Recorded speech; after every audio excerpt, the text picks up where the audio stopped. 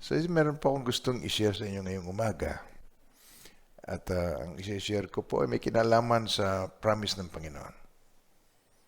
Di ba doon naman tayo nabubuhay sa pangako ng Panginoon? Pangako mo sa akin, hindi ako iiwan. Hindi natin mga nananangan tayo eh. Kaya God's promise must be claimed. So gusto kong i-share yan sa umagang ito. So yung promised land, pangako ng Diyos eh. Meron siyang promised land. A land that flows with milk and honey. Mula sa slavery sa Egypt, doon sila gustong dali ng Diyos. Alam niyo kung titingnan natin ang sabi sa Bible, ang lumang tipan ay shadow. Ang bagong tipan ay substance. Katuparan. So, yung anino, ang bagong tipan ay ang katuparan. Dito magkakaroon ng kaganapan. Ipinasilip yung lupang pangako. 12 sila. At least mabuti naman, meron 2 matino. 2 nagtitiwala sa Diyos. Yung isa, lusubin na natin. Kaya natin yan. Sabi niya, tapos yung isa, tiyak na magagapin natin sila. Dahil bigayan ng Diyos. Si Caleb at saka si Joshua, kakaiba ang isipan nila.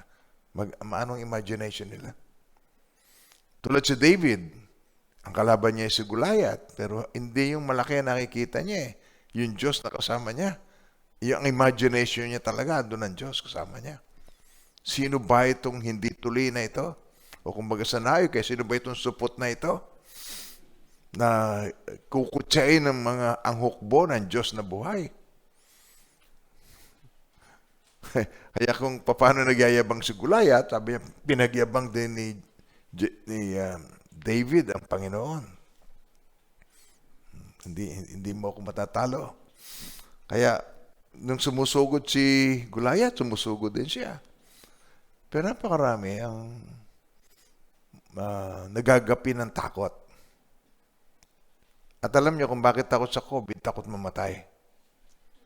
Fear of death. Yun talaga ang totoo. No? There is fear in the heart. Pero love casts out fear. Kaya lang, alam niyo yung verse di lang mabuhay eh. So yun ang gusto ko pong i-share ngayon. Joshua chapter 1 verse 2 and 3. Patayin na lingkod kong si Moises. Pahandain mo ang buong Israel at tumawid kayo ng ilog Jordan. Patungo sa lupaing ipinagkaloob ko sa inyo. Gaya ng aking pangako kay Moises, ibibigay ko sa inyo lahat ng lupaing inyong mabot. Given.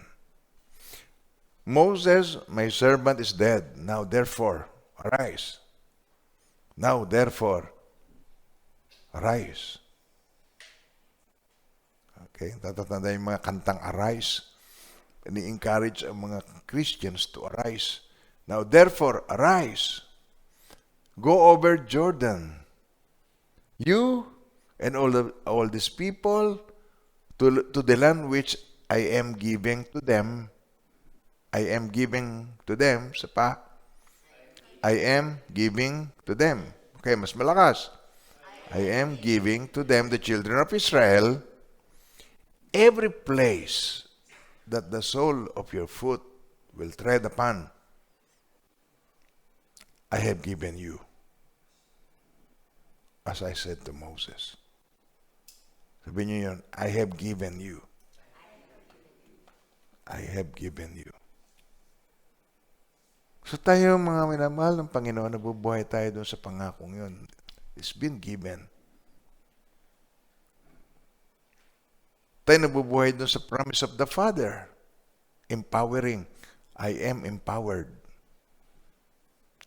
Wait, tarry at Jerusalem, till you are endued with power from on high. Tapos natatandaan nyo yung Day of Pentecost, binabaan sila ng tongues of fire, parang tongues of fire na Spirit, ng Holy Spirit. At sila nagsasalita ng iba-ibang wika. Ang wika ay Hindi yung speaking in tongues na hindi maintindihan. Naiintindihan nung mga intended yung language. At ang iba-ibang mga salita na kung ano yung mga taong nandun sa paligid. Sabi niya, hindi ba ito yung mga Galileans? Bakit ang salita nila salita natin? Naiintindihan nila. At ang sinasalita nila ay ang kabutihan ng Diyos. Kaya ang tao pagkapuspos ng Espiritu ng Diyos, ang sinasalita niya lagi ay mga kabutihan ng Diyos. Ini-spread niya yung good news na yon, ang kabutihan ng Diyos. Amen po. So yung word na yon, I have given, yung promise, ibinigay na. Given. But God's promise must be claimed by faith. Hindi automatic na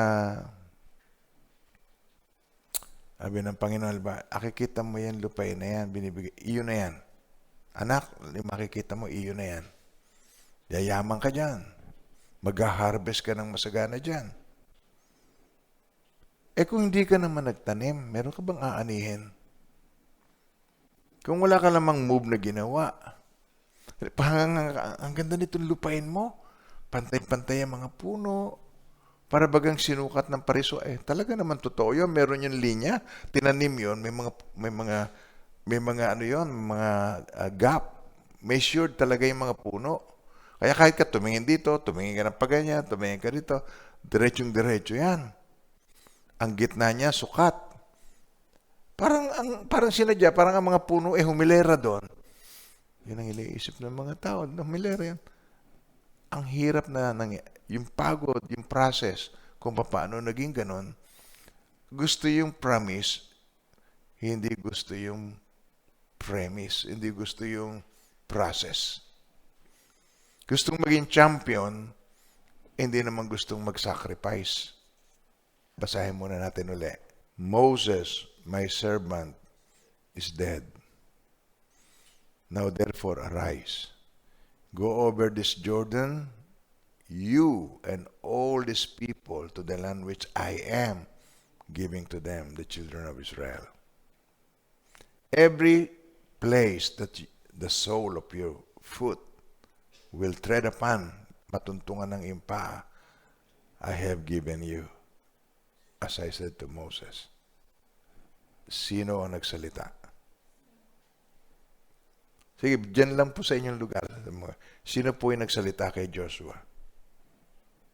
Di ba ang God? Si Yahweh. Ang God. Sino ba si Yahweh? Psalms 24 verse 1. Okay. The earth is the Lord's and all its fullness. The world and those who dwell therein. So, sino nagsalita? Ang Diyos. Sino ang Diyos?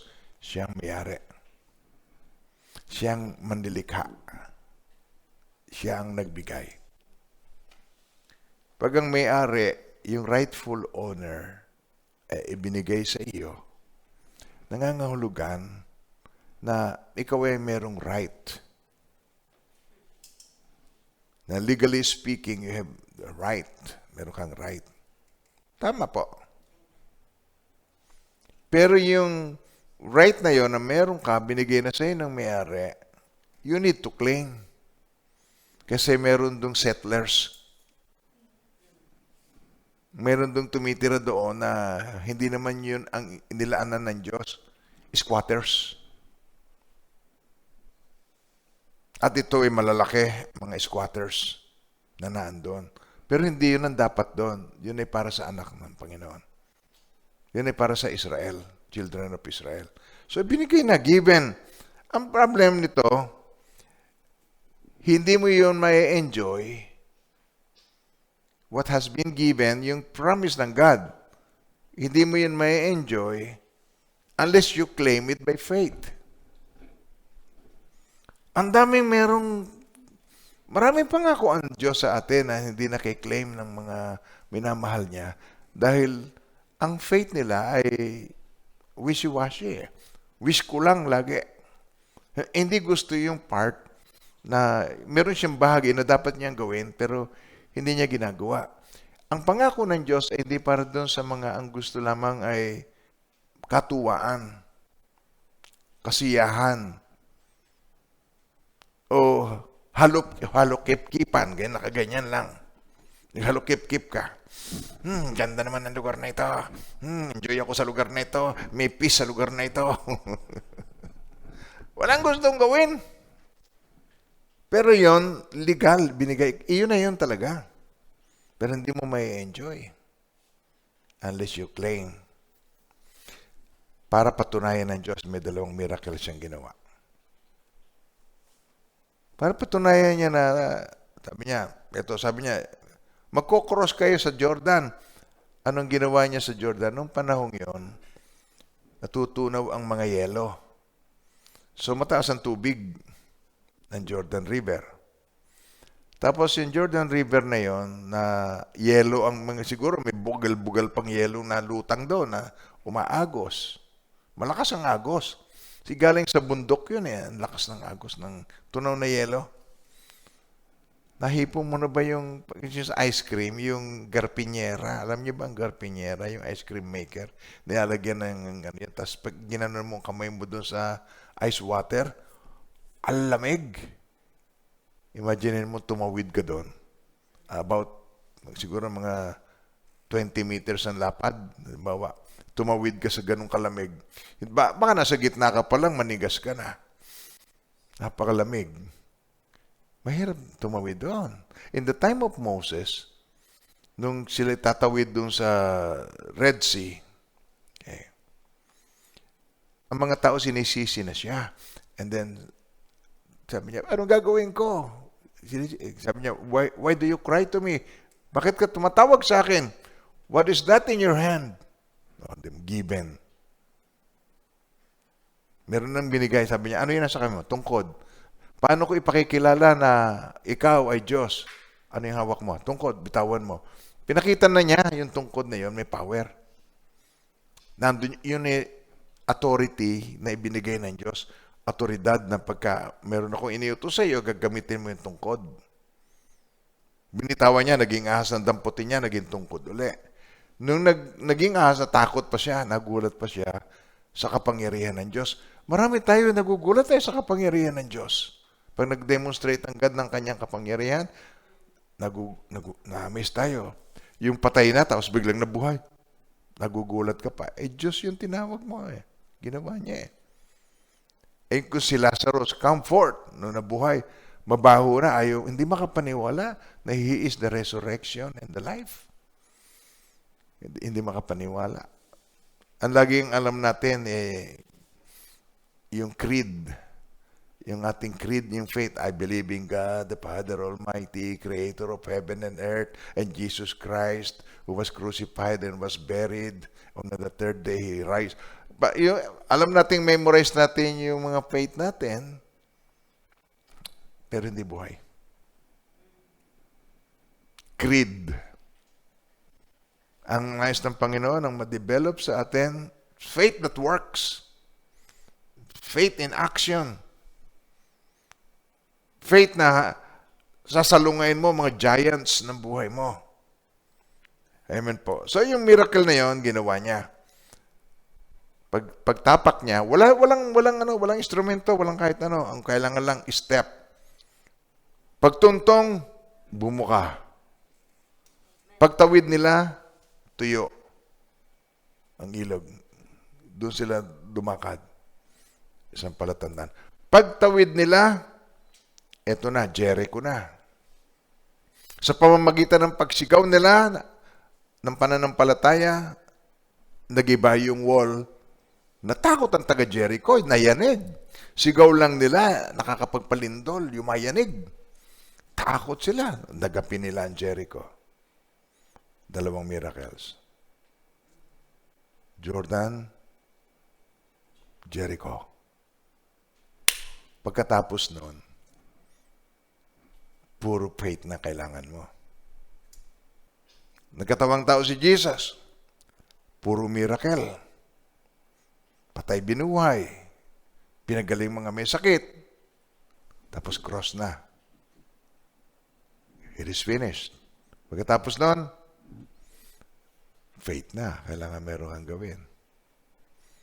Yung pananalig mo, kailangan you put it into action. And you only get what you fight for. Kung ano yung pinaglaban mo, kung ano yung ano mangyayari kung tinititigan mo lamang yung minamahal mo. Halimbawa, alam mo, nasulyap sa iyo. Ito may gusto sa akin to. Tapos ako may gusto rin sa kanya. Kaya sabi ko, walang mangyayari hanggat di mo sabihin yan sa kanya. You have to put it into action. Nagigets niyo ba sinasabi ko? Kaya kung ang promise ng God ibinigay sa iyo, ang kailangan mo, i-claim mo ito. At ang churches, nakukulang sa kanilang pag-claim. Lalo na ngayon, sa pandemic na ito, ang church dapat magpakita ng pananampalataya niya para ma-encourage niya ang community na lumakas ang loob. Mag-share itong opportunity to share the word. Mag-evangelize. But, parang merong kulang. Ang church ay hindi aktibo. Tapos huli na. Gusto nila yung online ministry. But ngayon lamang, ang church, ang tagal nang naiwan. Ito kinukwento ko na sa inyo nung araw to kung paano ang church naiwan. Ganito yan. Pag pumunta ka sa church, good morning, what can we help you for? Mga senior citizen, totoo yan seryoso ako. Bibili kasi ako ng libro dun sa isang church Ang nandun, puro oh, I see, here's the list of the books. Oh, okay. Tapos itatype niya. Ang kinuha yung typewriter niya, yung tik tik tik tik tik tik tik tik tik ting chak chak tik tik tik tik tik tik tik tik tik ting sa dulo. Ang tagal na ganyan ng church. Ang tagal ng ganyan. Yun ang sabi sa akin ng Panginoon, bakit pinababayaan ko na ang gumamit ng mga multimedia, yung projector, katulad yung mga presentation, ba't ang hinahayaan ko yung marketing, yung secular ang gumagamit. Kaya pag uwi ko, sabi ko, I need a laptop. Kaya doon nagsimula akong bumalik sa mga computer na pinanggalingan ko sa US. Ayoko nang gamitin yun Ayoko ng accounting, ayoko ng computer, basta ang hawak ko lang yung Bible kong itim. At saka yung Bible ng nanay ko na nakita namin sa maleta niya. Nung nailibing na siya, hinalungkat yung nakita nung kapatid ko yung Bible. At sabi ko, yan ay tiyak na hindi para sa inyo. Yan ay tiyak na para sa kanya ng mana ko. So, yun ang nagkukulang sa church. Action. Kulang sa action. Kulang sa, you read, you believe, then you declare, then you act. Kulang sa action. You don't act in faith. Ang church ay nagkukulang doon. Kaya sa ating kapanahon natin, tapos ngayon nila maiisip, paano ba ang online ministry? Medyo huli ka na kung ngayon. Kasi ngayon, ang mga churches ay gipit sa finances. So, how can you buy like yung camera? Camera lang is worth 350,000. Kung paano mahirap mag-online ngayon. Kung gamit mo lang cellphone, kulang kapos ang iyong mga kailangan. Noon pa, ginagamit na natin noon. Hindi lang yun. Talagang plano ng Diyos. Kasi yung mga IT, nag-full-time. Yung mga may kapasidad, nag-full-time. Kaya ang pangyayari, lahat ng mga decisions na ginagawa ninyo pong lahat, may kinalaman sa plano ng Diyos ngayon sa mga huling araw sa ating lahat. At nagwo-work ngayon, nagiging effective tayo pa rin. Kahit anong pandemic, tuloy. Kahit anong difficulties, tuloy ang ministry. Tama. Kahit anong hardship, kahit anong baksak ng economy, tuloy. Hindi baksak ang ekonomiya ng church. Hindi baksakan ka namin ng ADC? Kasi tumutulong ng malaki sa atin. Tuloy. Hindi baksakan ninyo mga business, yung online na, nag-online ka lang eh. Bakit kinukuyog ang online mo? Nagtitinda ka ng ube, kung ano man yan, itinda mo. Tuloy. Bine-bless ng Panginoon. Tuloy. Just act. Kumilos ka lang, act. Kumilos ka ng ayon sa iyong pananampalataya, merong gagawin ng Diyos. Hebrews 11:6. Okay, tingnan natin. But without faith, it is impossible to please Him, for he who comes to God must believe that He is God, and that He is a rewarder of those who diligently seek Him. So, ang keyword ay diligent. Masipag yan. May continuity yan. Pero yung lazy, maghanap ka ng kahit anong eksena sa Bible na pinuri ng Diyos. To, napakatamad. Hanggang husay mo. Wala. Hinahanapan ng Lord tayo ay maging masipag. Ayaw niyan tamad. Dalawa lang yung wala sa langit eh. Duwag at saka tamad. Hindi yan makakapasok sa langit. Duwag at saka tamad. You lazy and wicked servant. Pinalayas. Duwag.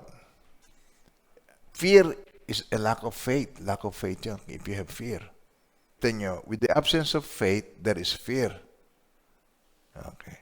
When there is fear, there is no faith. When there is faith, there is no fear. Totoo ba yan? Okay, now, pero when we move diligently, this is out of faith. May mangyayari. Amen po ba tayo doon? Kaya kahit lockdown, ang mga HTBC people, they are not locked down. Active sa online, nagtitinda sa online to survive, to get by. Tapos ang ministry online, kumokonek online, nagmo-monitor online, tuloy ang training online. Meron tayo noon. Tuloy-tuloy natin yun po. May PID online. Tuloy-tuloy. May small group online. Yan ang ano ngayon. Yan ang ministry ngayon. Yan ang trend. Kaya, bago mangyari, may provision na ang Diyos. Pag hindi ka makakilos, nahuli ka. Kaya makukuha mo yung timetable, mararamdaman, yung masisense mo, ayoko naman yung salitang nararamdaman eh. Mananangan ka sa pakiramdam, doon ka na nga sumisemplang sa pakiramdam. Now, ang tinutukoy ko, mga minamahal ng Panginoon, discernment. Meron kutob na nasisense mo na nalalapit na tayo. Ang pinag-uusapan ng mga bansa sa kapaligiran ng ASEAN, yung grupo, puro nuclear eh. Missile, nuclear, mga barkong pandigma. Yan ang pinag-uusapan, naghahanda. Kaya hindi ka pwedeng mahuli eh, tinan ninyo. Ngayon, na online at tapos hindi ka prepared para doon, paano ang ministry magkakaroon ng ministry ngayon? Mahirap. Hindi lang yun. Hindi lang yan, ang mahalaga pa rito, mga minamahal ng Panginoon, makita yung tunay na kahulugan ng Christianity. May preach. Alam na, ang pinipreach ngayon, mga gandang mga lessons. Pero ang nakakalimutang i-preach, yung pinaka-sustansya ng Christianity.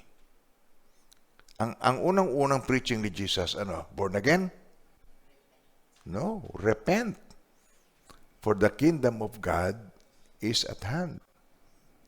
Kaya yung repentance, ibig sabihin, turn around. Magbago ka ng isip, you turn around. Yung principle ng Diyos ang iyong susundin. Yan ang kulang. Yan ang kulang sa mga preachings. Yung repentance. Hindi ka pwedeng maging matawag mo sarili mong Christian nang walang repentance. Repentance from idolatry. Idolatrous ka dati, hindi na ngayon. You worship God in spirit and in truth. Hindi na, nag-turn around ka na. But declared first to those in Damascus and in Jerusalem and throughout all the region of Judea, and then to the Gentiles, that they should repent, turn to God, and do works befitting repentance. Kaya yung repentance, hindi mo pwedeng exclude. Repentance. Isa pa. Repentance. Isa pa po. There are so many things in your life. Ang repentance po ay lifelong lesson. Kung ganong haba ng buhay mo, you will continuously repent. Hindi pwedeng hindi ka magre-repent. Ang pangalawa, ganito ang question Sir, what must we do? Anong dapat namin gawin? Hindi ba tatandaan niyo sa Acts chapter 2? When they heard this, they were cut to the heart. Nakonvict sila. And said to Peter and rest of the apostles, men and brethren, what shall we do? Anong dapat namin gawin? Ito ang sagot. Then Peter said to them, repent and let every one of you be baptized in the name of Jesus Christ for the remission of sins, and you shall receive the gift of the Holy Spirit. So tatlo itong mag-i-empower sa Christians. Pero una, repent. Doon sa iyong lumang pagkatao, yung lumang buhay mo. Repent. Be baptized. Okay. Gumawa ka ng hakbang na yon na symbolic ng iyong kamatayan sa lumang pagkatao mo. Ilulubog ka, patay ka na. Tapos ibabagong ka in the name of the Father, of the Son, and the Holy Spirit. And then, you will receive the Holy Spirit. Empowered na ang buhay mo. Given. Hindi ka mangingimi pagka kiniklaim mo yung promise. At para ma-claim mo yan, binigyan niya tayo ng strength. Gusto niya magtiwala ka sa Kanya. Yun ang faith. Act in faith. Amen po tayo doon. Yes. So, paano ba? Saan nanggagaling ba ang faith? Paano nakukuha ang faith?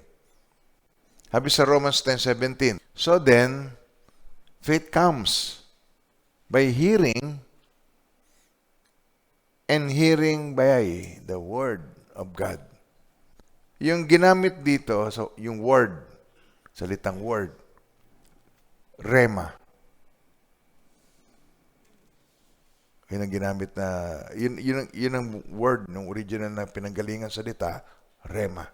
So then, faith comes by hearing, and hearing by the Word of God. Rema, nagrema.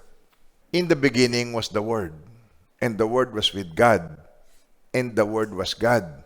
O ano ang dating nun? Wala man. Hindi nagbago rito. Pero, and the Word became flesh. Naging tao ang salita, ay ibang usapan na. Siya'y nanirahan sa piling natin, ibang usapan na. Meron ng modelo.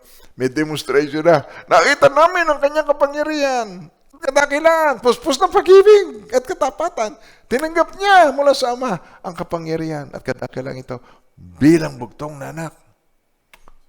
And the Word became flesh. Nagrema. Nagpamalas na siya. Nagpakita na siya ng example. Nagmodel. Hindi manual, Bible, manual, model. So, nagkaroon ng impact. Nagkaroon ng change. Nagkaroon ng impact sa tao. The Word. At tumapang sila Joshua. Yung commander ng the Lord's army, nagpakita sa kanila. Tatandaan niyo yan. Are you for us or against us? O kayo ba para sa amin o para sa aming adversary? Sabi niya, no. But as commander of the army of the Lord, I have now come. And Joshua fell on his face to the earth and worshiped, and said to him, what does my Lord say to his servant? Naando na yung relationship ng lordship. See, ang God, parang ang God, marami ang God.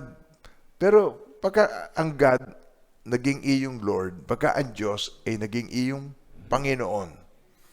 Panginoon, susundin mo siya. Kaya ang Diyos, alam mo, makapangyarihan sa lahat, may lalang ng langit at lupa, nilikha lahat ng planeta, universe. Pero pag hindi mo naman siya, Lord, if you confess, Romans 10:9, if you confess the Lord, Jesus. Nandun ang keyword niyan, Lord. If you confess with your mouth the Lord Jesus and believe in your heart that God has raised Him from the dead, you will be saved. Lord, kung ipahayag ng iyong labi, si Jesus ay Panginoon. Lord. Kailangan natin yung diligence, yung kailangan may sipag ka dahil hindi ka natatakot. Hindi mo iniinda yung pagod. Pag matagal na sa looban nalulungkot, naiinip, nalulungkot, nababagot, sumusungit, nawawala sa hulog. Sumusungit, nawawala sa hulog. Naiinip, ulitin natin, pag nandito matagal na rin sa looban, naiinip, nababagot, okay, nagiging masungit, nawawala sa hulog, nalaya. Tatandaan yung prodigal son? Ayaw na niya yung nai-enjoy niya sa feeling ng kanyang tatay. Gusto niya matikman kung ano kaya itsura doon sa labas.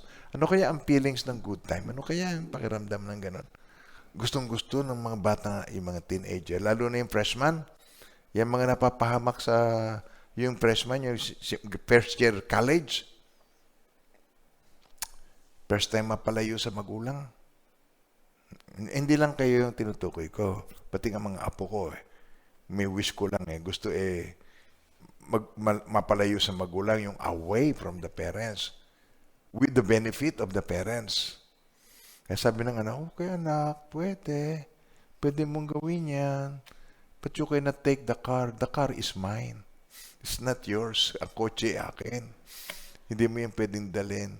In damit mo, iyo yan, di naman yan kasya sa akin pero hindi mo pakikinabangan ang kayamanan ni daddy. Mamumuhay ka ng sarili mo, magwa-waitress ka doon, maglalampaso ka. Hindi na daddy, dito na lang ako.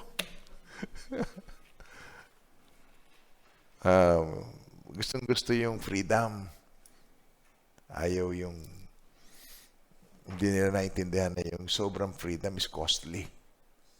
Magbabayad ka ng mahal. Now, faith comes by hearing and hearing by the Word of God. At ang nais ng Panginoon, maintindihan mo to, without faith, it is impossible to please God. He who comes to Him must believe that He is, and that He is a rewarder of those who diligently seek Him. Ang word ay diligent. Kailangan with diligence. Hindi yung kung kailan ka may time. Hindi yung itinitake advantage mo yung benefit ng church and then you don't do what you are supposed to do. God does not promise a reward for people, for fun people. Gusto lang yung fun, gusto lang yung katuwaan. Hindi gusto yung sacrificial, hindi gusto yung volunteerism. He is a rewarder of those who, sino rewarder siya ng kanino? Those who diligently seek Him ang nire-reward ng God. So He is a rewarder. At sabi sa Matthew 4:4, it is written, man shall not live by bread alone, but by every word na naman, that proceeds from the mouth of God. Doon siya dapat. Kaya, yung promises ng God, you need to claim with diligence, without fear, with anticipation, with excitement. Ganito, sabi ng Panginoon, nasa USA ako noon, madaling araw, nagpe-pray ako. As always, madaling araw. Gusto kong magsimula ka ng ministry. I want you to start your own ministry in Mindoro. Yung ako mga ngasiwa. Hindi ko alam kung saan. Doon ako dinala ng Panginoon sa kasulok-sulukan sa barahan. Now, hanggang sa may pinakita sa akin, meron akong nakilala doon na naging kumari ko pa, na mayaman doon. Pinakita pa, Pastor, meron akong nakitang lupa doon. Magandang lugar na yon. Sikatan ng araw, sabi niya. Magandang lugar. Mura lang, tawaran natin. Ang mahal ng pagkakabili namin, 4,000 yata. 1,200 square meters yata. Magkano ba yun, na? Tatanda mo ba? Hindi na. Hindi, 4,000 lang yun. Nabili namin. Tig to 2,000 lang. Position lang doon. Ang mapostihan mo, iyo. Noong time na yun. Okay, now, ito na, kasama ko si Brother Ben. Kasama ni Sister Mel, Brother Ben Abad. Brother Ben, diskartehan mo na yan. Upuan mo kung paano. Upuan ni Brother Ben, pinigiraw. Dito natin nilalagay ang church. Dito natin lalagay ang mission house. Siya nag-design eh. Tapos, dito lalagyan natin ng mga puno. So, yan. Ipinalat niya ang lupa kasi meron siyang heavy equipment eh. Yung tsinelas niya. Pinapatag niya yung buhangin ng tsinelas niya. Ganyan niya ng paa. Ganyan. Maghapon yun. Napatag niya yun.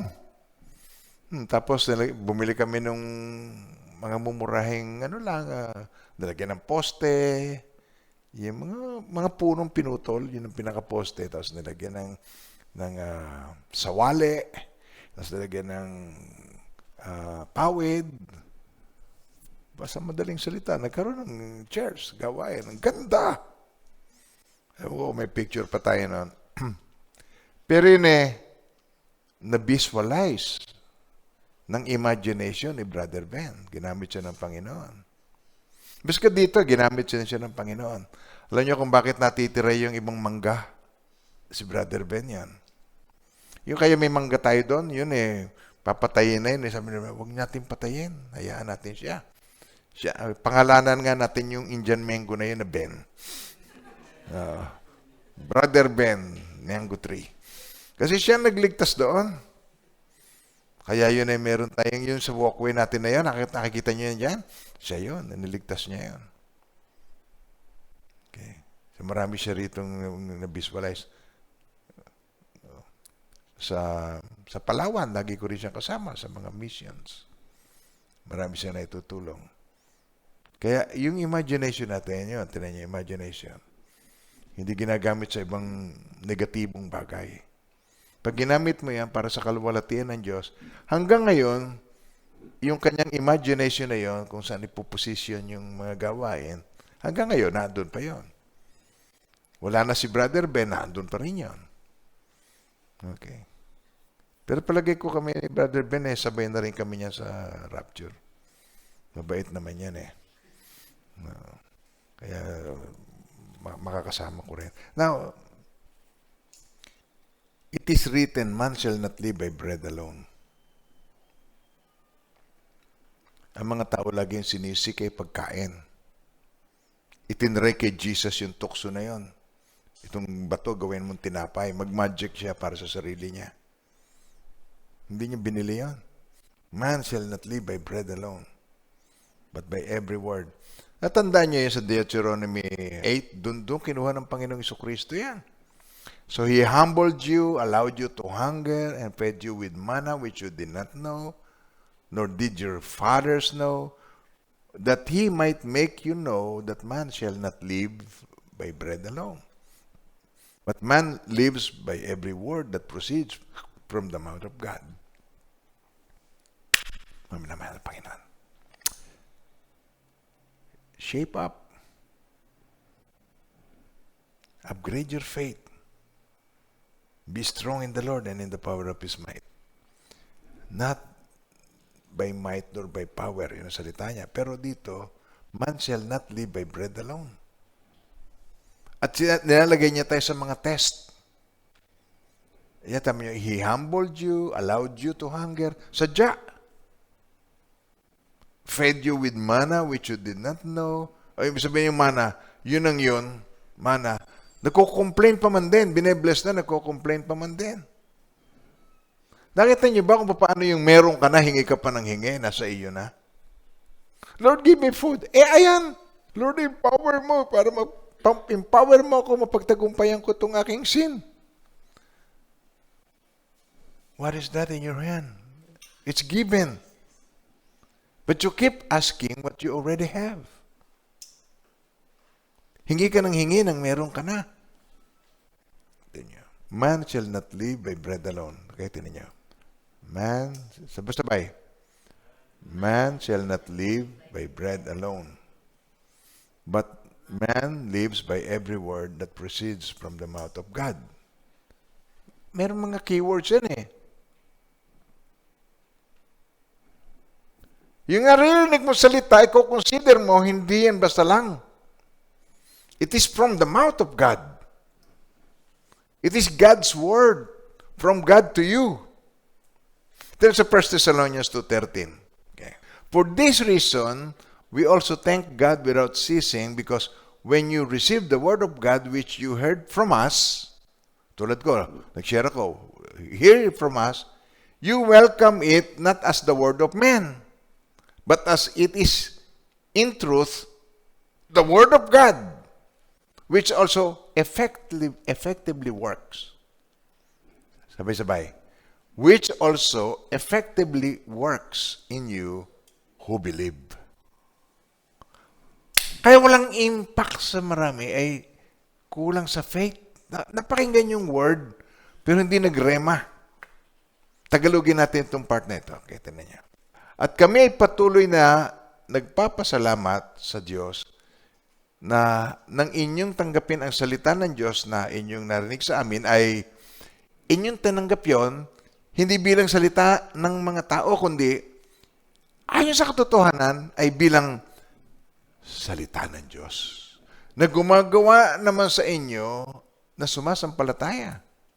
Sa ibang translation. Ito pa ang lagi namin ipinagpapasalamat sa Diyos. Nang ipangaral namin sa inyo ang kanyang salita, tinanggap ninyo ito bilang tunay na salita ng Diyos at hindi ng tao. Ano pat? Ang bisa nito'y. Ulit-ulit. Ano pat? Ang bisa nito'y nakikita sa buhay ninyong mga sumasampalataya. Because of your unbelief, because of your lack of faith doon sa word, merong word, alam mo ang word, narinig mo yung word, hindi ka nanangan sa word. Yung lupaing ibibigay ko sa inyo, yung lupaing na ibigay ko na sa inyo, binigay na, given. Ang matuntungan ng iyong paa, yun ang ibinigay ko sa iyo. At marami mga hindi nakakaunawa na i-claim mo lamang. You have to claim the promise of God. Victory, you have to claim it. Hindi kanta lang, victory in Jesus. Hindi. We are able. Ito pa ang lagi naming pinagpapasalamat sa Diyos. Nang ipangaral namin sa inyo ang kanyang salita, tinanggap ninyo ito bilang tunay na salita ng Diyos at hindi ng tao, ano pat ang bisa nito'y nagmamanifest. Nakikita sa buhay ninyong mga sumasampalataya. Kasi naniwala ka dun sa word. You believe it. So it effectively works to those who believe. English ulit, tingnan niya. Which also effectively works in you who believe. Kaya yung promises of God, you claim. Why? Because you believe. Nasusundan niyo pa ba ako, mga minamahal ng Panginoon? Araw-araw. Yan lagi. Dan tayo manangan. Araw-araw. Yun ang aking driving force. Yun ang aking baterya. Ang aking energizer. Baterya. To keep me going. Parang gusto ko nang mag-retire. Hindi. I don't believe the lie. Hindi pa pasok sa aking imagination ang negative na yon. Matanda na ako, stop na ako, mag-retired na ako. No. Hanggat may hininga. At gagamitin natin lahat ng means. I-record na lahat ng teachings para paulit-ulit. Sulat ninyo mabuti. merong pamamaraan kung paano tayo ay makinig effectively. Sa James chapter 1, verse 21. Wherefore, lay apart all filthiness and superfluity of naughtiness, and receive with meekness the engrafted word, which is able to save your souls. Hindi ito may kinalaman sa salvation. Save your souls, ibig sabihin ito, it will save your souls from trouble, from distress, from being emotional. Kaya talikdan ninyo ang inyong maruruming gawa at alisin ang masasamang asal.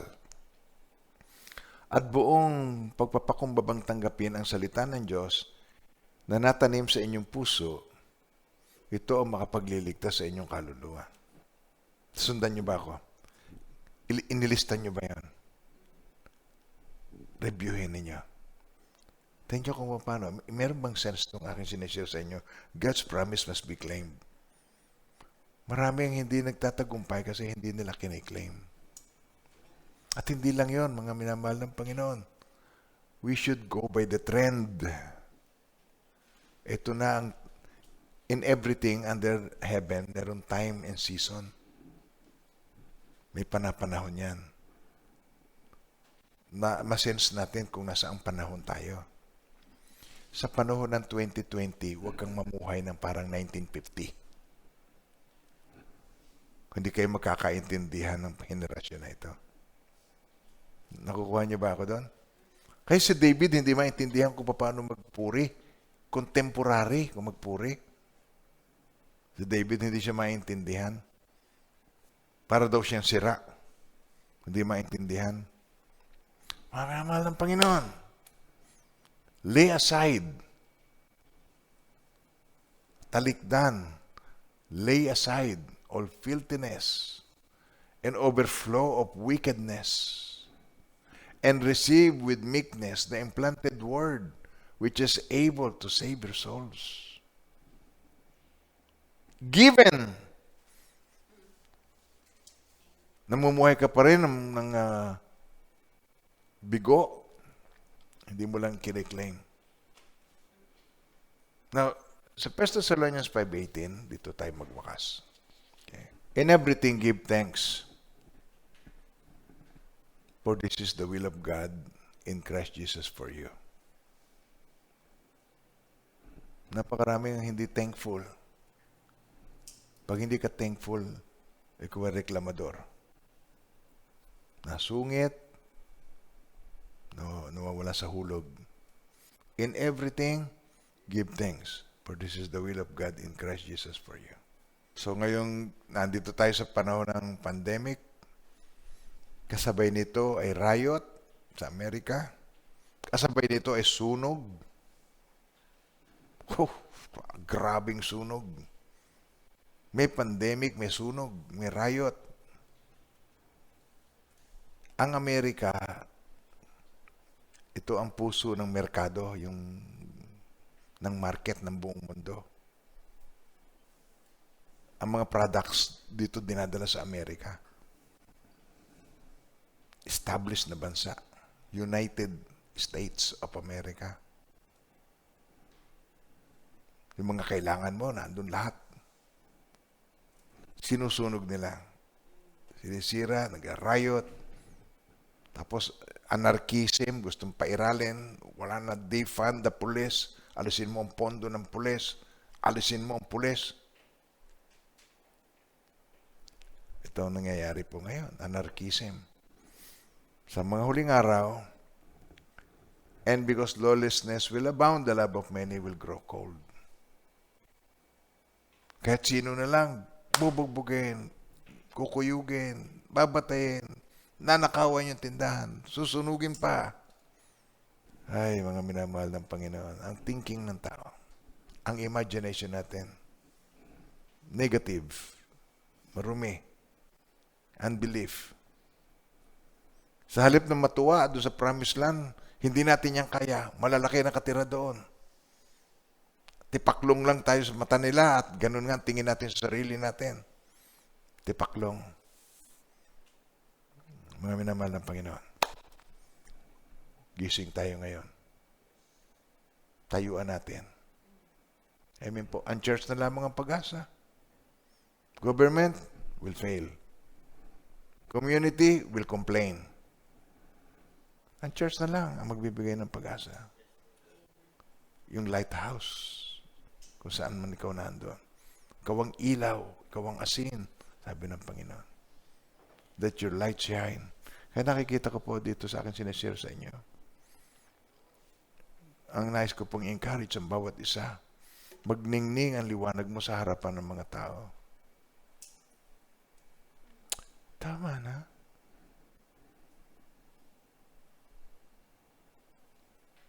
Tuon na tuon ka lagi sa mga problema mo. Tama na.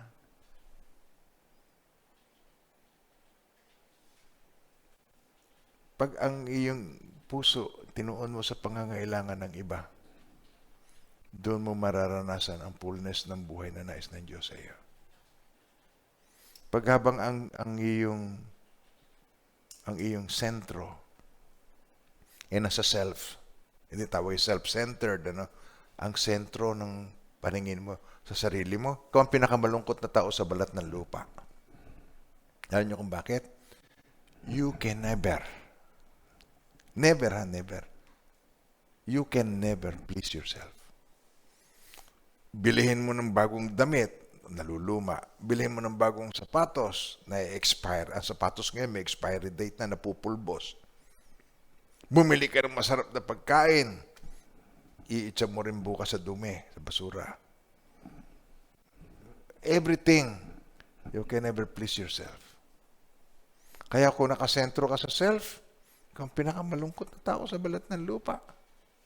So, anong solusyon? In everything, give thanks. For this is the will of God in Christ Jesus for you. Kaya, it is just yung iyong imagination ang may problema. Hindi mo na-imagine yung goodness of God, yung presence of God. Presence of God. Diba? Kaya hindi mo ma-trust ang God. At yung presence of God, kinatatakutan ng iba, na-intimidate sa presence of God.